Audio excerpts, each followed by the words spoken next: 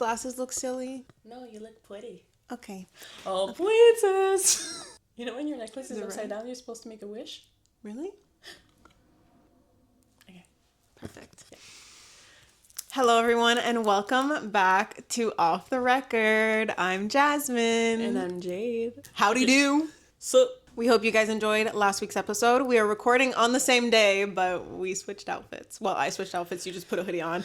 listen, now we're getting extra cozy. Yeah, because it's an important episode for us. It's a deeper topic, let's say, that requires us to be cozy. Yeah, exactly. So here we are, episode 3, Endo Talk. But first, let's do snack of the episode. Snack of the episode. You're the one that even thought of that. I know. Wait. Okay. So it's my turn. As you guys know, we switch out every episode, and it's mine today. So close your eyes. You're gonna laugh. Open. It's a boom chicka pop. But we got a different flavor. Thank God. Chili. Right? I've never tried them. And I saw them and I was like, that seems so interesting. So I'm so excited. I love how we brought the same thing. Holy wow. Two Same peas brand. in a pod. Hey, boom chicka. Hey, boom chicka pop. Sponsor us. Do you want to open it this time? Okay. Open ASMR. Bring closer. Oh, it says num num num num now. Interesting. I think I can open it. 12 hours later. Why can't I open it?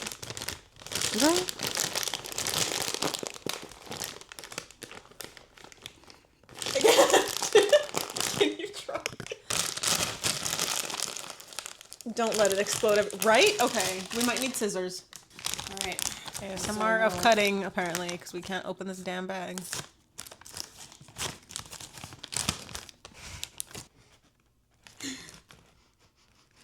Do they stink? Why are my snacks failing? I'm trying something new, and they're just not working. I hope they taste better than they smell. Do they smell bad? Just get a whiff of them. Yeah. They smell a little suspicious.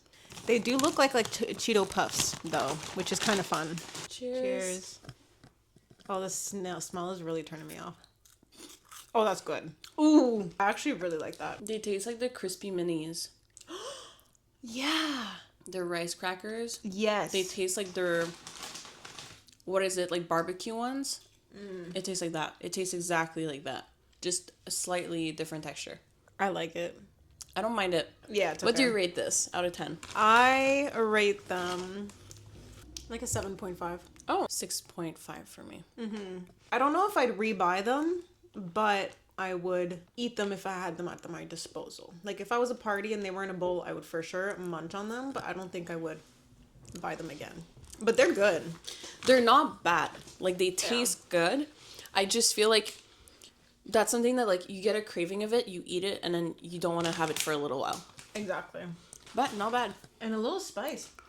Yeah, there's a little, I guess the chili makes sense. Yeah. Yeah. My mouth is kind of on fire, so let's move on to our guru of the episode because I need a sip. Since we're recording on the same day as last episode, we just switched because we wanted to drink each other's. So she has the dragon fruit cherry sorbet, and I have wild ice pop again. and I already took a sip, and like, she's good. Yeah, She's bomb. right. Yeah, I told you. I know, you're right. You didn't lie.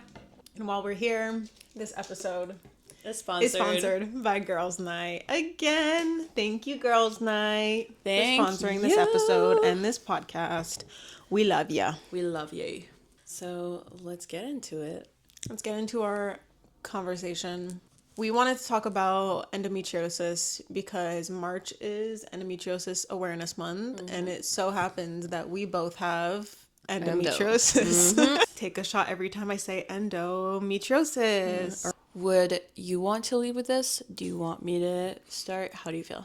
I feel like you know more about it than I do in general, because I don't necessarily do research. She's not aligned with this. How do you say? It's not part of her personality. I feel it's part of mine a little bit.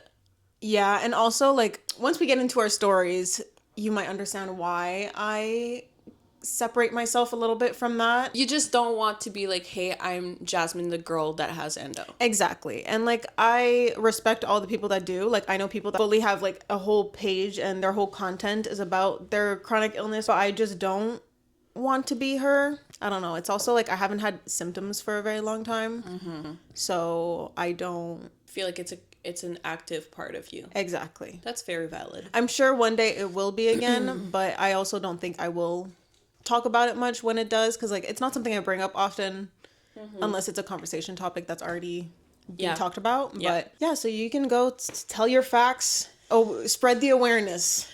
So yes, so what is endometriosis for the ones who don't know, which at this point I think most people know what it is. So I actually wrote down little notes. I want to make sure that I have this correctly, even though I talk about it so often. I just want to make sure that I'm getting the right, I guess, definition, even though we still don't fully know 100%. But endometriosis is basically when the cells that are similar to the endometrial tissue, which is called the endometrium, grows outside of your uterus. Now, endo used to be considered as a reproductive condition. I don't think it is seen as that now because they have found endometriosis in other women in other areas other than the like reproductive or just like bowel and everything. They've found some in crazy places. When it comes to endo in Canada, it is approximately 1 in 10 women that will have it. And we are too. So Her and her don't. yeah, exactly. But we're two. So imagine yourself in a gym and there's a bunch of girlies. There's a whole lot of them that probably have it. And that's crazy to think. Now, in general, it's about 10% of the population, which is approximately 190 million women who are in the reproductive age. But even before that. So even if you're not in the reproductive age, you might still have endo. And they've even found it in some women who have shown menopause symptoms. It has been a condition that has been known of for so long. Marilyn Monroe had endo. Oh, yeah? Mm-hmm. I didn't know that. Yeah, so she miscarried quite a bit. Trigger warning? Yes, trigger warning for that. But when it comes to women who have infertility issues without necessarily knowing they have endometriosis, 25 to 50% of women who have endometriosis will be more prone to having fertility issues, which is something that is not necessarily talked about a lot or put aside. I feel like, especially as women, we're often not taking seriously when it comes to our health. So I think that that's something that's important to mention. But the good thing is more and more doctors, more and more scientists are actually starting to take this a lot more seriously. And there are ways to better your symptoms and diminish them and, you know, being able to still live your life. I'm not saying that once you have a chronic illness, you should just like be in a little ball and cry and be like, why is this my life? But I think it's important to spread awareness. I think it's important to be aware that your symptoms are valid and that you should advocate for yourself and you should advocate for your health. And also as women, I think it's really important to support each other. So that's the more statistic part of endo. There are a lot of symptoms when it comes to endometriosis. A lot. We don't live them the same. We don't have the same tolerance, because it's important to also say that when it comes to endometriosis, you have 4 stages. So you have like mild, you have moderate, you have another one, and then you have like the extreme, I guess.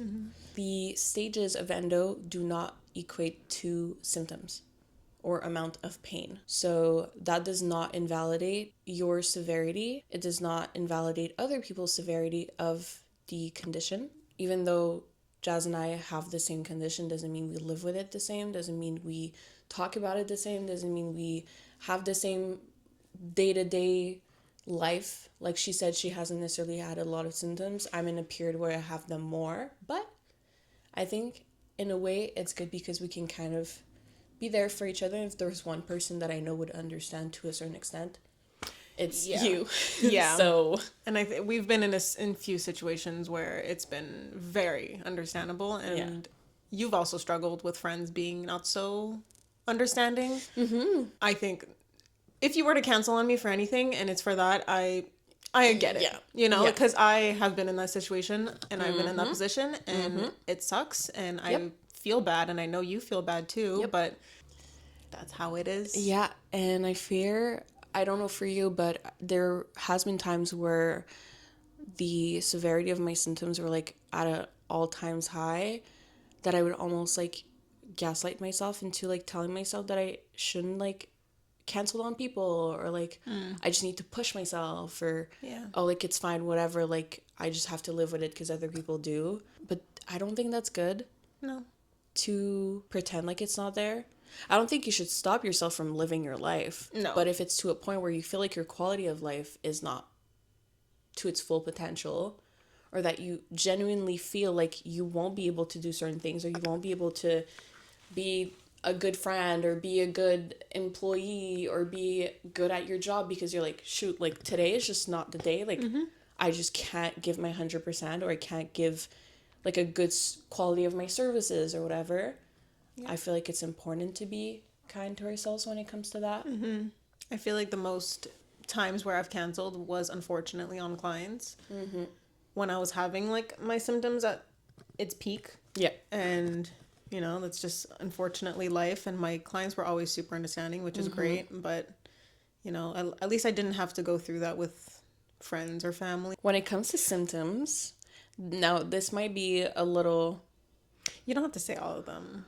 Oh, no, I want to say all of them. Oh, okay. Sit down, grab some popcorn. These are not even all of them. Grab some boom chicka pop. The only reason why I want to list those symptoms is because I don't...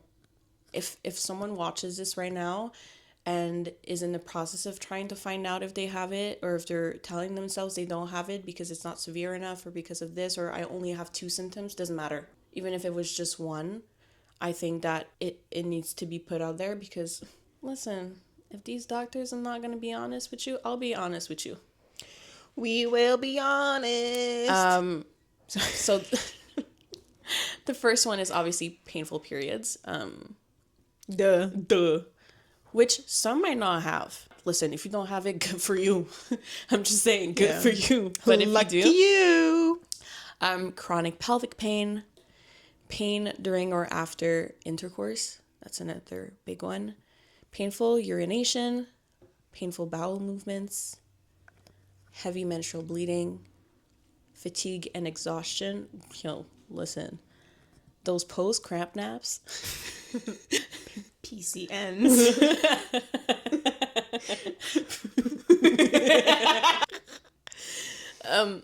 Abdominal bloating, lower back pain, painful ovulation, constipation, and diarrhea.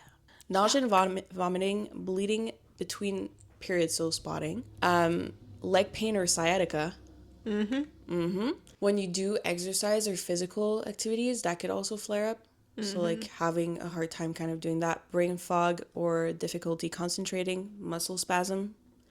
Pain that relates to the hips, so hip pain. But more almost like a shock, like an electric shock. Chest pains, shortness of breath, and also occasional thoracic endometriosis. It has been found in women's chests. Which is insane. Another symptom, which is kind of funny, but it's not funny. Booty cramp. I was hoping you were going to say that. Booty hole cramp. Yeah, the booty hole. That booty clenching. You know? Yeah, I've had that one before. So that's just some of them. Yeah. That's not even all of them. Yeah, and that's already a long list.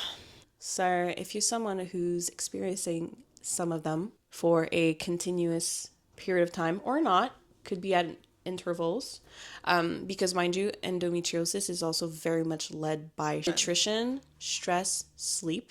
3 factors that absolutely change your symptoms. Because you said for you haven't really had any symptoms in a while. once I get into the story, like I'll explain a little bit more why, but also like I do eat very well. Yeah, and she does. I make sure to eat very well. I need to get to that level. I make sure to sleep very well. I'm a grandma. I go to bed at 9. I wake up at 5:45. You know? Damn. Yeah, so I do make sure I get enough sleep. I am not a very stressed person at this time of my life. You're chilling. I'm very content with my life. You know, everything's going so smooth. Knock on fucking wood. I do think that manages my symptoms, but I do have another reason why I don't have any symptoms too, which I'll get into once I tell my story. Do you want to get into that now? Okay, well, so... Oh, we're getting comfy for this one. Yeah, so I always had painful periods. Not from the moment, like, I started my period when I was, I don't know, like 12, 13. I can't remember how old I was. Yeah. But they started getting a lot more painful around, like, 17, 18. And, you know, I would mention it to my gynecologist, and she'd be like, oh, it's normal. You know, she thought it was just being a little weak bitch. Oh. But I don't think so at all. It was very, like, it would get worse and worse and worse every month. That was obviously no fun. And I think it was when I was 21 and my pain started getting really, really bad. And then I was like, this isn't normal. And at the time I had a client that was a paramedic. So like, I mentioned it and she was like, oh, you know, like she would ask me questions. She asked me like, do you feel pressure when you're using the bathroom, like when you're peeing? And I was like, yeah, like, you know, like I feel tension when I'm done. And she was like, okay, that's interesting. I can't remember other questions she asked me, but she literally had me lay on my bed, on my lash bed, and she was feeling around to see if I had a cyst. And she was like, you know, I think, but obviously go see your gynecologist, make sure. But she was like, I do think I feel something. So I was like, oh my God, thanks, girl. You know, like, shout out to her. She was great. So I did go see my GP, and I do have a little bit of resentment with my GP at this time in my life because of this. I went to go see her. She was like, hey, okay, let's get an ultrasound. I got an ultrasound. There was a cyst, an ovarian cyst, or so we thought. That was, I think it was like 5 centimeters at the time, which is large for a cyst. Usually they're millimeters. And she was like, let's wait 6 months, see if it goes away. Yeah, you know where this is going. So in 6 months, I got another ultrasound and it ended up growing, I think it was up to 8 centimeters at this point. And that was a no-no because obviously it got much bigger in only 6 months. That's a big progression. Yeah, that is huge. Yeah, so she basically was like, oh, like, you should go see your gynecologist. And I was like, perfect. No, like, referral note being like, hey, like, this is an emergency. Like, we noticed that there's a fast growing, like, cyst. Yeah. Exactly. So. Which can pop, by the way. Yeah, exactly. They can rupture, which was my biggest fear at the time. Like, I was very scared to do a lot of things. Like, still to this day, I am so cautious when it comes to things. And I do hot yoga. When it comes to doing things on my stomach, where I'm balancing on my stomach, there's no way. I will lay there. I do not care if I feel like doing it. I am so careful when it comes to things. So no referral. Cool. So great. I thankfully already had a gynecologist, which a lot of people don't. So I had made an appointment with her. Thankfully, usually her appointments are like 2 months later. She had an appointment the next week, like one time slot. And I was like, wow, fuck it. I canceled the client. I was like, you know, this is not it. Yeah. So I went to go see her and I literally was crying to her. I was like, I don't think I can live like this anymore. I was in so much pain. I was walking to the bathroom every morning because my bladder was full. I was walking to the bathroom hunched over because I couldn't stand up straight. The pain was insane. Yep. And this carried on for months. A long time. Yeah, so I was like crying to her. I was like, this is really not normal. Like, yeah. My mom, my dad, my boyfriend, they were all like, Joss, you have to like fight for yourself at this point. Like, this is not normal. Like, I couldn't live a normal life. Like, I couldn't do a lot of normal things people do. And obviously, like, no one wants to live like that. No. So I cried to her and she felt bad, and she referred to me to a surgeon. And God bless her soul, my doctor, she is also specializes in endometriosis. And basically, I waited 2 months to hear from her, which was obviously not normal. It did say urgent on the paper, and which was frustrating. And it came to the point where I ended up in the ER because I thought my cyst had ruptured. One night I was in so much pain, I couldn't do anything. Like, it was the worst. Ended up in the ER for 12 hours, I think it was. And like, I think I had to go back the next day. Like, so much stupid shit. But they found out at this point, it was, I think, 4 months later from that second ultrasound. My cyst was at 12 centimeters, 13 centimeters. So in those 4 months, it went from 8 to 12, 13. Damn. Which was crazy. Yeah. My dad was like, no, like, you are not waiting any longer. He came with me to my surgeon's office. We spoke to the receptionist in person because I was calling, like, during the 2 months, I was calling, trying to get an appointment. There's nothing. Like, we'll call you when there's time. So we walked in, we got an appointment the next week, and my dad was so mad.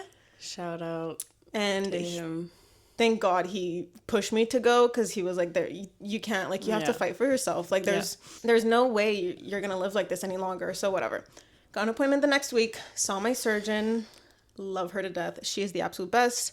And we basically figured out a plan to get surgery. And then I ended up getting surgery in 2 months after that. During those 2 months, I got MRIs. I got more ultrasounds. Just all the surgery prep I had to do. By the time my surgery came, my cyst was, I think, at 15 centimeters, which is, like, obviously larger than a baby's head. So it was very, very large. I had a lump in my stomach. I looked pregnant, just looking like there's a balloon in my stomach. So basically, surgery happens, and my surgery was supposed to be a very simple hour surgery in and out. It ended up being 4 hours, and they had to call a second surgeon while I was under anesthesia. And my cyst, like I said before, they thought was on my ovary. It was actually in my fallopian tube, like, inside. And at this point, at 15 centimeters, my fallopian tube was destroyed. So they had to remove that full fallopian tube. So now I'm left with one.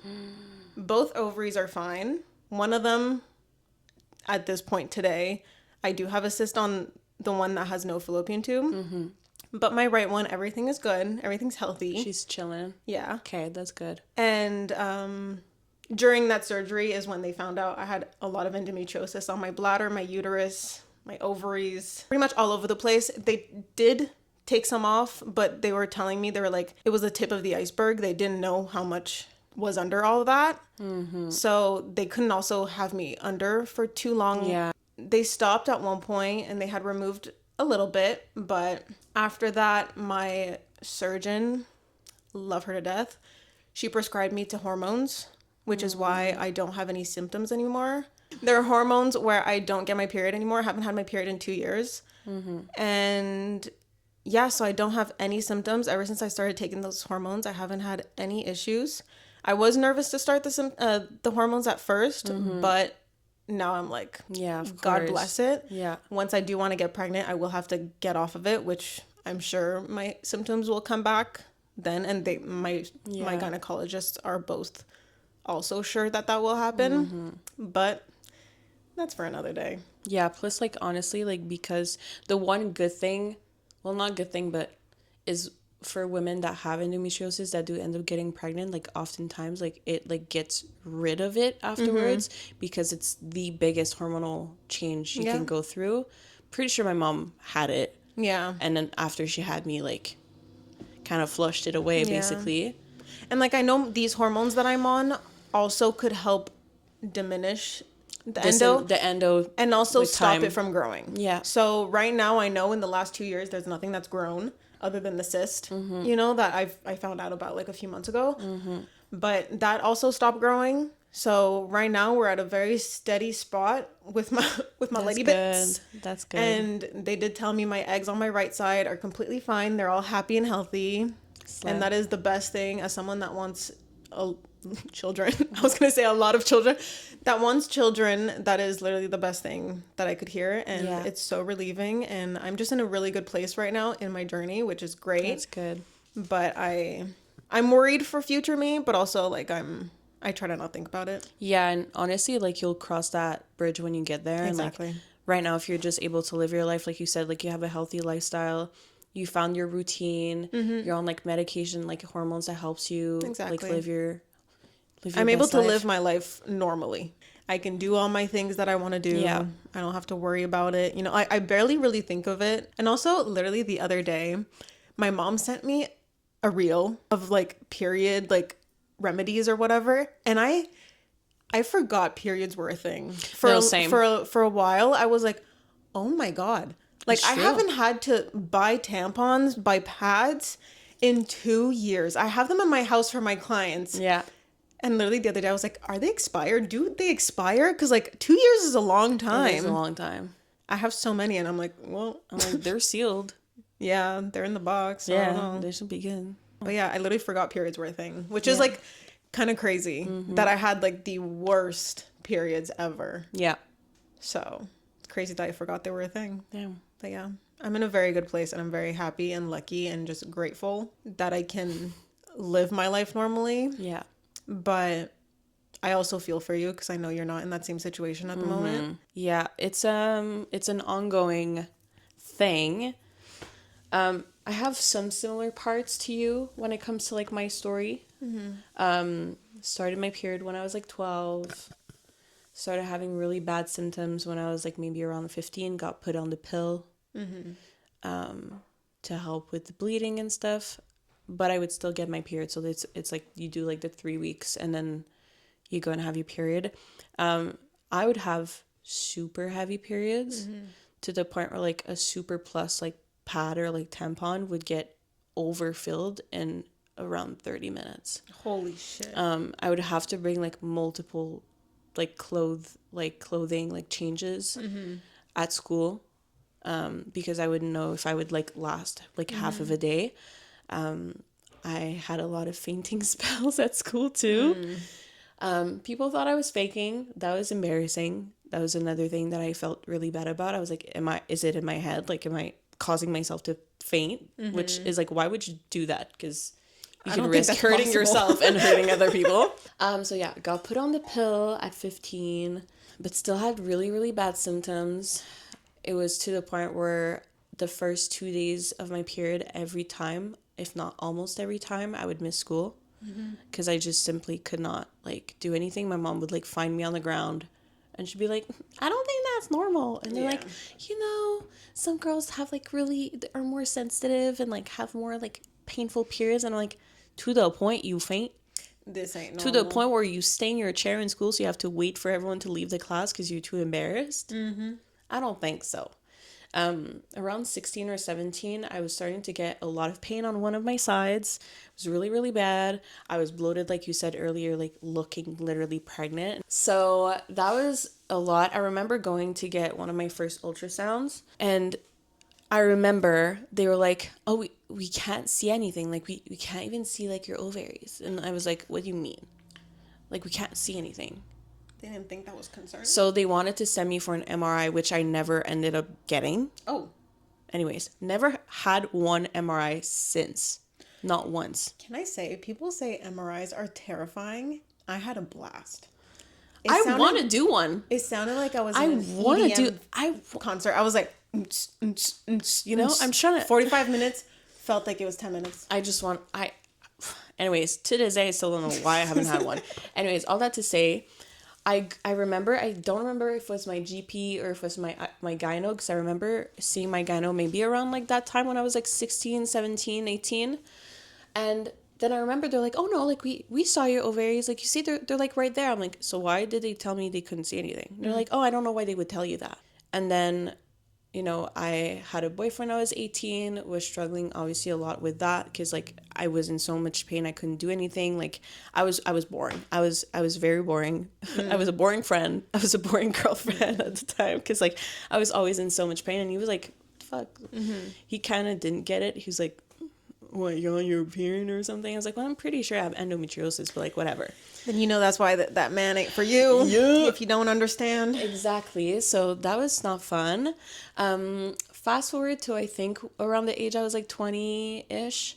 I would get tested for like IBS. I did tests for like Crohn's and all of that. But I was like, that's not related to the fact that like I faint, I bleed, I'm in pain. My like right side feels like it's going to explode.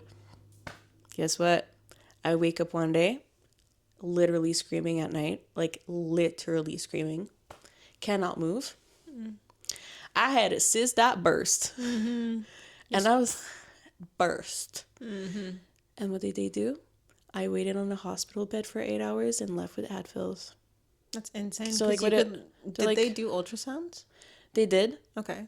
They're like, yeah, like, like you clearly had a cyst, but they're like, it like ruptured and like you just have to like. Usually they would have to do surgery to remove the tissue and everything. Because you could die. You like, could die, I think. I'm saying that, but I'm pretty sure. So I have pictures from me being at the hospital. Literally, when I tell you I was white, actually gray. My mom was with me in the room and she's like, it was horrible seeing you that way. She's like, it's something I never wish any like parent to see. Yeah.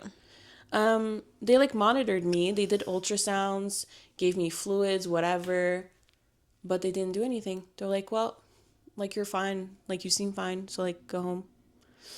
That's so anyways, insane. With my gyno, she obviously didn't want to go straight into surgery. We tried a lot of different things, different medications, different birth controls. Even try medication that causes like fake menopause. To see if it helps. Interesting. Yeah, because sometimes by doing that, it helps like diminish the symptoms. Because like if your body thinks you're menopausing, then it's like, oh, yeah, you're not in the place where you should be reproducing. So anyways. I didn't know that was a thing. All of that didn't work, obviously. Now, my gyno does not specialize in endo. So I had ablation surgery and not excision surgery. I don't know if you know exactly which one you got, but ablation, what's the difference? Is basically laser, whereas excision is you go and like directly cut out the tissue. Oh yeah, that's what they did. They drained the fluid out and then removed because it was so big they couldn't. So I did not get that. I got ablations, which is not recommended anymore because I think it causes more scar tissue and therefore can make it spread back. What year was this? 2023. Oh wow, okay. I was working, but here's the thing.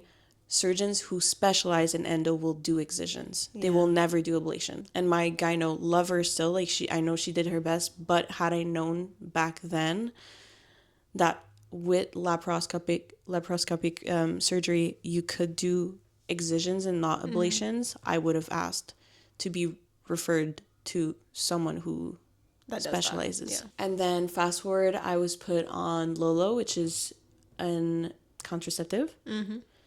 And it's like the lowest dosage of like hormones, but just enough to like control the endo and have it not grow back. But I fear it might have. I also had another cyst when I had my surgery.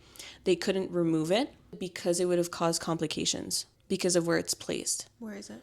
I don't know exactly. So I didn't get a lot of information. All I ended up knowing is that I had stage 3. Okay. That I had around my uterus, behind my uterus, around my bladder, that my ovaries weren't touched. She told me that fertility-wise, I shouldn't have issues, but that they could only drain the cyst and not remove the sac.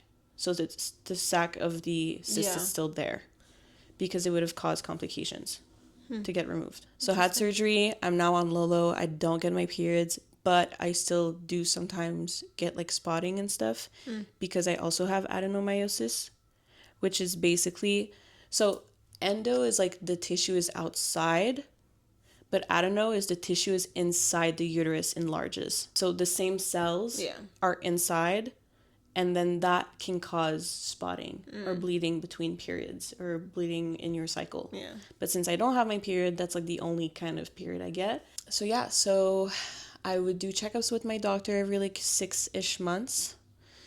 Now she's pushed it to like once a year. When they did the ultrasound, that's when they found out I had the adenomyosis. Apparently my cyst is not back. Which is good. Apparently she's empty. I still feel weird pain though. So I'm like, is it there but it's just tiny, or is it... It's probably the endo that you're getting pain from. So anyways, so that's that. And yeah, now we're here. Unfortunately, my symptoms are not great. Still got a lot of them. Not the worst that it's been, but they're definitely there. But I guess I'm just at a point in my life where I'm trying to not ignore it, but like I try to like push myself and like I would say live normally. But unfortunately, I feel like that sometimes backfires, because then it flares up and then I have to like wait and then it starts again. And it's like a cycle. But you know, it is what it is. I'm currently doing some research to try to find either a surgeon or like a program, because I know there's one at the SHIM, I think. They have like a clinic. The people who decided to like start this program to specialize in endometriosis, and as long as you have like a diagnosis and stuff, like you can apply to it. That's cool. So I'm getting into that because if I have to get another surgery, I will. It's like the worst case scenario, but also it's like if it makes you feel better, then... But also it's not even a worst case scenario, because for me, post-surgery, I was like, it was very easy for me to recover. Yeah, it was for me too. Like I felt great after. Like once I was recovered after like 2 weeks, it was like I felt insanely better. But it's obviously like I don't want to be put under anesthesia again. I don't like, you know, so it's like it's not my preferred. Yeah, but for sure. If it has to happen, it happens. It's the same for me. I feel like there is more to explore. Anyways, I have like other issues that I'm like dealing with, and I still feel like I'm not being taken seriously as much as I should. I feel like they're like, oh, you had surgery, like you're chilling, like you, but it's like, no, like even if I had surgery, like it's already been a little bit, and I'm like, if my symptoms are like basically the same as they were before, and I'm taking hormones, maybe they're not the right hormones. I don't know. I'm very surprised that your gynecologist isn't taking you more seriously. I think she's known me for so long, and I feel like maybe she thinks I'm like strong enough to like. But there's no such thing as being strong enough when it comes to something medical. She like gave me the diagnosis for like the adeno. She was like, yeah, so you have endo, but like you also have adeno. But she's like, you know, it's just like she like kind of just like. Yeah, but it's still something. Like there's no way of it becoming like cancerous or whatever, or like causing issues. It's basically, she was just kind of like, okay, that's a plus to like what you already have. But adenomyosis, once you have that on top of endo, it basically makes you a stage 4. Okay. And I went to see a urologist for my bladder. Fun. And he's like, oh, you're probably just too stressed. So take meds and we'll see in 6 months. And I'm like, you don't think it could be related to my endo? And he's like, probably, but we'll see. I have to mention he was a man. They always relate things to stress. So that's great. As most women probably know. I think you just have a hyperactive bladder. Interesting. So yeah, that's my story. I don't remember exactly what size my cyst was. I think it was like 8 or 10, something like that. She was a little chunk. She was a little chunky. Big girls. I was like, damn. Thank God I don't have her. No wonder I felt purgante. No, literally. No, I felt like I gave birth because the way my stomach went from this to fucking flat. I was right? No, that post-surgery flat tummy. I got skinny. Yeah. If any one of you is waiting for your laparoscopy, I'm just saying, just wait to be snatched. Prepare to be skinny. No, the way like I was posing in the mirror, I was like, oh my God, I hadn't seen my body like that in like ever. How'd you feel when you woke up from? Did you have the bubbles in your like the gas bubbles? Yeah, I didn't. I was farting and burping like in the bed. Yeah. It was really bad. Oh my God. But like you have to let it go. So yeah, you do. Like, let it go. Let the farts go. So that's what I had to do. And they put me under. I thought it was on my ovary. So my whole worry was like, do I still have my ovary? I wake up. I asked the girl that's watching me, do I still have my ovaries? She's like, yeah. But she couldn't tell me that they had to take my fallopian tube out. So, like, she was like, yeah, like, relax. It's okay. Like, chill. Because I woke up literally from the anesthesia, like, in a panic. And also, like, I remember looking at the clock in the room and I was like, it's 12. Or, like, it was 1 or something. Like, it was, it was one of those clocks, so I could barely, my eyes were, like, blurry. I was like, it's 12. I was like, what the fuck? I went in at 8, I think. So, and I was like, my surgery was supposed to be an hour. So I was like, why is it so late? No, I time literally. traveled. Yeah, and then I had to wait 6 hours. Because I was technically allowed to leave once I peed. Yes. I was allowed to leave. But my surgeon wanted to talk to me since it went so differently. So I had to sit there for 6 hours.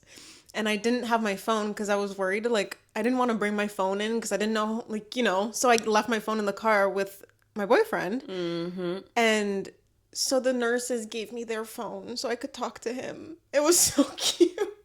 I was on the little nurse's phone. I was freaking out. I was freaking the fuck out. I remember that post-surgery bathroom. Yeah. I was like walking in my gown and I was like, no, with the walker. And they're like, okay, sit. I was like, I can't sit. No, literally. I was like, let me. And like, I couldn't feel anything. No, me neither. I felt great. Like, yeah. And I thought I was done peeing, so you have to press the button so they can help you back up. I pressed the button, she walks in, and I'm like, oh wait, no, I'm not done. Continue. I felt so bad. She was like, it's normal, don't worry. I had the nurse and my mom in the bathroom with me, and they're like, okay, we're gonna help you get up. And I was like, I'm fine. Oh, at least I you're felt able to have so your mom. Good. That's nice. Yeah, because it was in 2023, right? Yeah. So it was like not COVID times anymore. And like, I think my mom also told me like, damn, like we waited a little while here. And then I think, and I can't recall 100%, but I'm pretty sure like I woke up. First thing I looked at my mom, I was like, do I have endo? I was like, kind of like hoping I didn't do this for nothing. Yeah.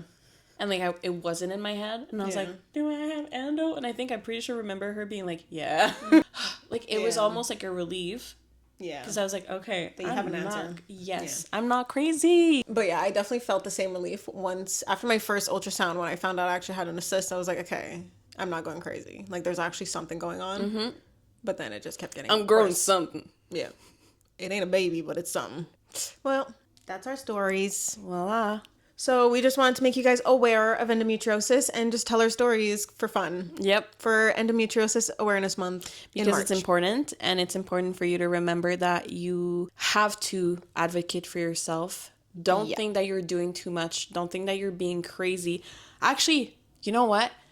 Actually be crazy. I was going to say crazy. Be crazy, because that is unfortunately probably the only time they believe you, unless you're lucky enough to have a like either your gynecologist or your GP or whatever who takes you seriously from the get-go. But you are so valid.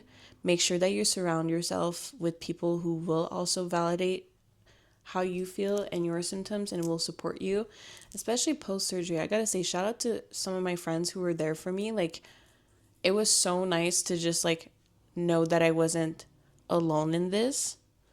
And now I just have another friend that I know that gets me. Mm-hmm. And I think also like, even though I'm not in like the best period of my life symptoms wise, I am in a better place in my life in general. So that does help. Yeah, for sure. Because I'm like, okay, stomach hurt, but slayed Pilates though. My tummy hates me for it after. But I'm like, you know what? You're going to be snatched. Yeah. So it's also okay to know when your body needs rest. For sure.